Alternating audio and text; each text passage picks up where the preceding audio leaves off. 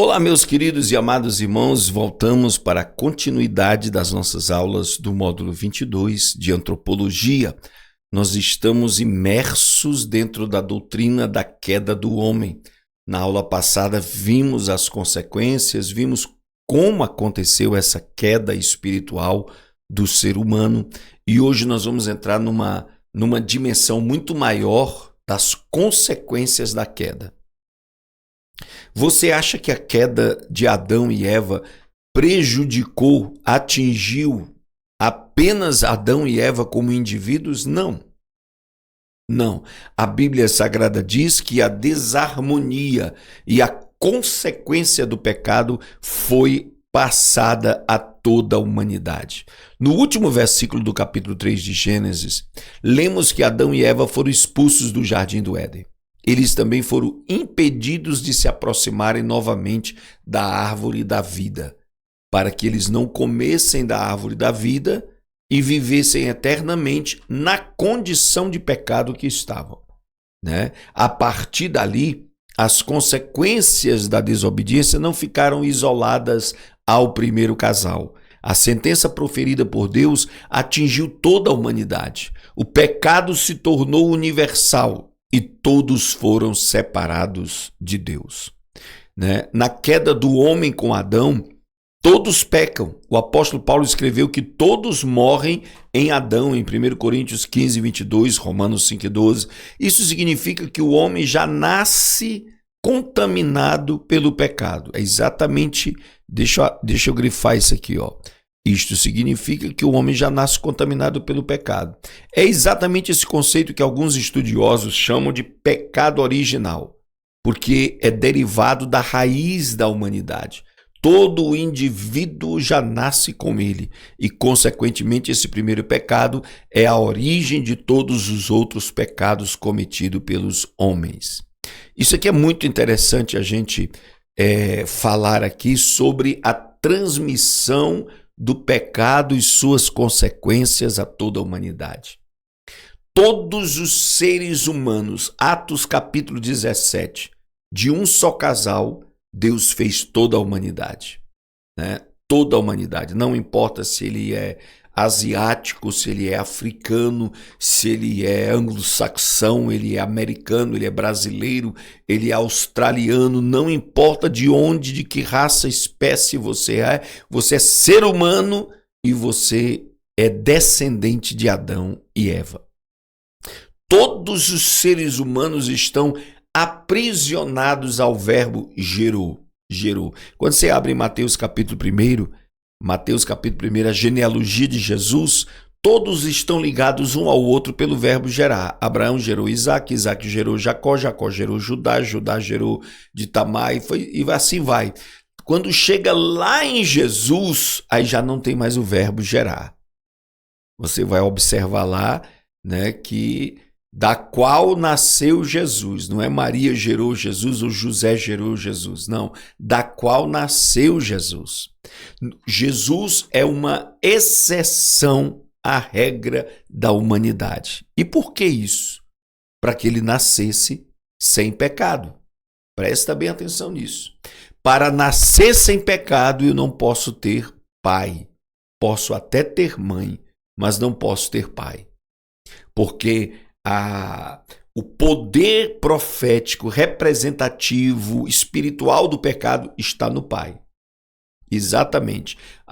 O ato de acasalamento, de reprodução humana, o pai gera muitas características do filho e uma delas é espiritual. É a transmissão da carne, do pecado, dessa programação espiritual do homem já nascer em pecado. Se fosse possível algum ser humano nascer sem pai, clonado da mãe, né, possivelmente ele nasceria sem pecado, né? Nasceria sem pecado. O caso de Jesus. Jesus tem mãe, Maria, ele nasce do ventre de Maria, ele herda elementos sanguíneos de Maria, mas não herda a representatividade do pecado, porque ele não tem pai. O pai de Jesus é Deus. Por isso que Paulo diz em 1 Coríntios capítulo 15 que ele é o último Adão. Não é o segundo Adão. Ele é o último Adão. Não vai ter outro depois dele, né? O primeiro Adão, a sua mãe foi a terra, seu pai foi Deus. Ele nasceu sem pecado, mas ele gerou o pecado dentro dele. Ele aceitou o pecado dentro dele e isso passou a toda a humanidade. Cada filho que nasce à imagem e semelhança de Adão já nasce em pecado. Mas dentro da humanidade teve um que não teve pai. Foi gerado também da mesma forma que Adão. Deus o gerou, né? E foi Jesus. Por isso ele é o último Adão. Ele nasce sem pecado. Aleluia, né? Portanto, o pecado passa a todos os homens pela transmissão paterna. Isso quer dizer que a mulher não tem pecado? Tem sim, porque ela nasceu de um pai também, né? Ela nasceu de um pai também.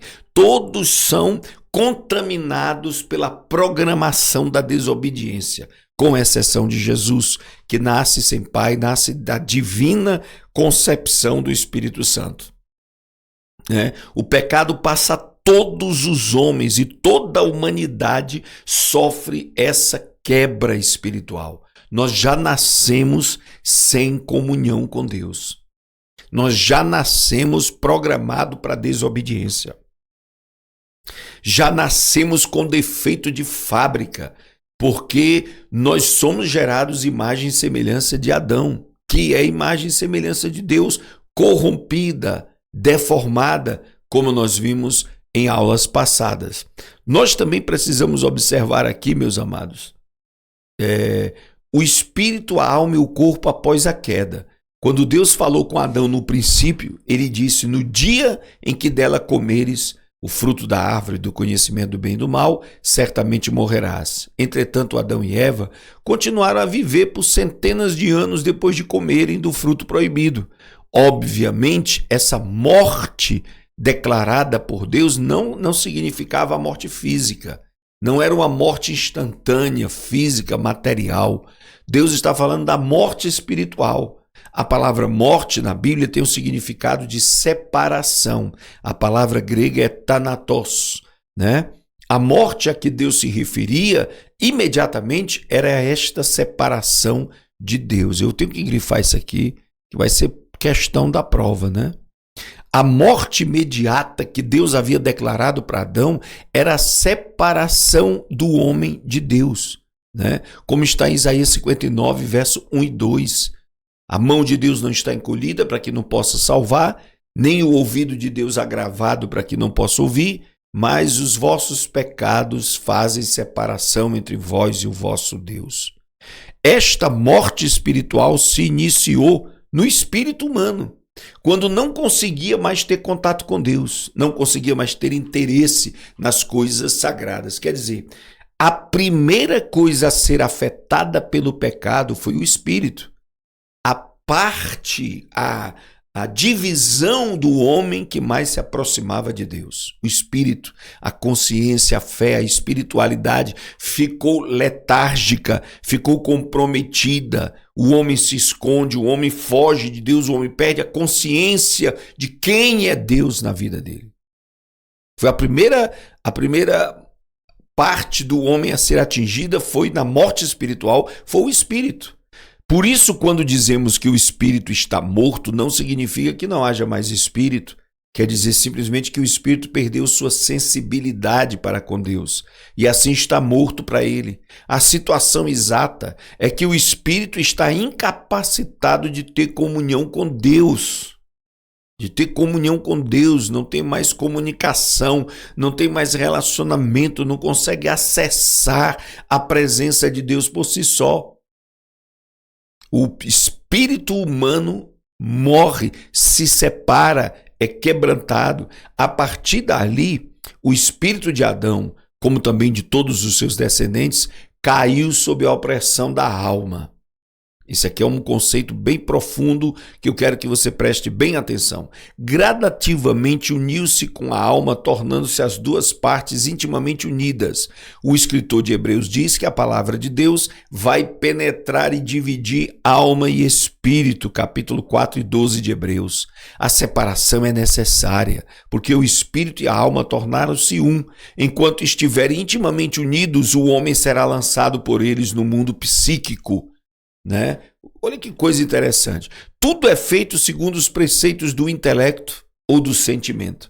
O ser humano tornou-se um ser almático, direcionado pelos sentimentos e razões naturais, perdendo a capacidade de ser espiritual, já que o espírito do homem, a parte mais excelente, ficou degenerada, ficou bloqueada, ele passa a receber a influência da alma.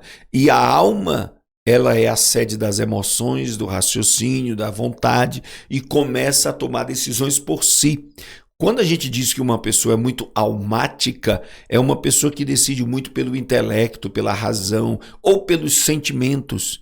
O ser humano, por causa do pecado, se tornou assim, um ser sensorial, um ser que age pela emoção, um ser que age apenas pela matemática e a física da sua cabeça. Não é isso que vemos hoje? O homem quer explicar todas as coisas pelo seu raciocínio e buscar o prazer, buscar os sentimentos da sua alma, quando deveria buscar a Deus de todo o coração. Isso é muito interessante observarmos. Por que o homem é tão direcionado pelos prazeres, pelas ideias, pelo iluminismo, pela razão humana? Por quê? Porque o espírito está inativo. O espírito está aprisionado pelo pecado. Este é o significado de Judas, no versículo de número 19. Naturais, não tendo espírito. Né? Certamente isso não quer dizer que o espírito humano deixou de existir. Né? Número 16 e 22 diz claramente que Deus é o Deus dos espíritos de toda a carne.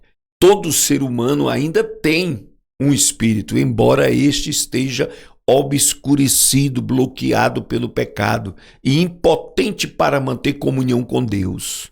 Lá em 2 Coríntios 4:4 diz que o Deus deste século cegou o entendimento dos incrédulos. Esse cegar o entendimento é exatamente jogar para a razão humana todo o pensamento, toda a cogitação, toda a imaginação, porque o espírito está bloqueado. O meu acesso a Deus está bloqueado. A minha capacidade de adorar a Deus está bloqueada se eu não estiver em Cristo. Fora de Cristo, eu não tenho como adorar a Deus. Eu não consigo. É basicamente o que aconteceu com a mulher samaritana. Jesus falando para ela as verdades e ela não estava entendendo nada. Jesus disse: mulher, se tu me pedisse água, eu te daria uma água que salta para a vida eterna. A mulher disse: o senhor nem balde tem para tirar água desse poço. De onde teria essa água que salta para a vida eterna? Ela não estava entendendo nada, sabe? Porque o espírito estava bloqueado. O espírito está bloqueado.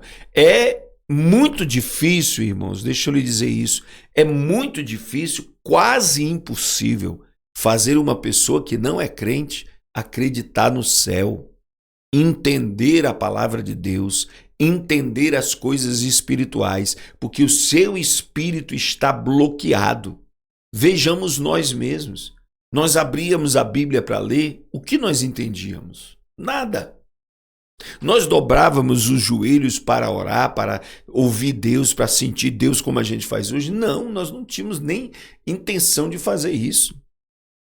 Ir à igreja era uma obrigação religiosa, racional, almática. Não era um desejo espiritual. Não era um desejo espiritual. Daí a necessidade de conversão do ser humano, que nós já falamos sobre isso. O homem precisa nascer de novo, resgatar o espírito, ressuscitar da morte espiritual, para que ele possa voltar, né? A luz raiou nas trevas.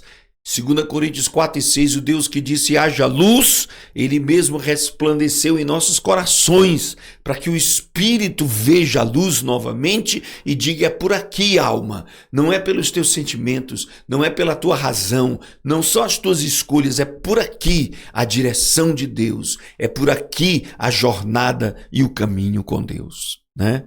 Que maravilha, né, meus irmãos? Que maravilha. É quando a graça de Deus nos encontra, nos envolve, para que sejamos ressuscitados. A consequência a mais do pecado no homem é que, já que o espírito está desconectado com Deus, a alma começa a cair para as suas mais baixas categorias, o corpo começa a sofrer. E o corpo vai chegar à sua morte, como havia sido declarada lá em Gênesis capítulo 3, né? A morte imediata é a morte espiritual, depois vem a morte física. E lá no final, no juízo de Deus, vem a morte eterna.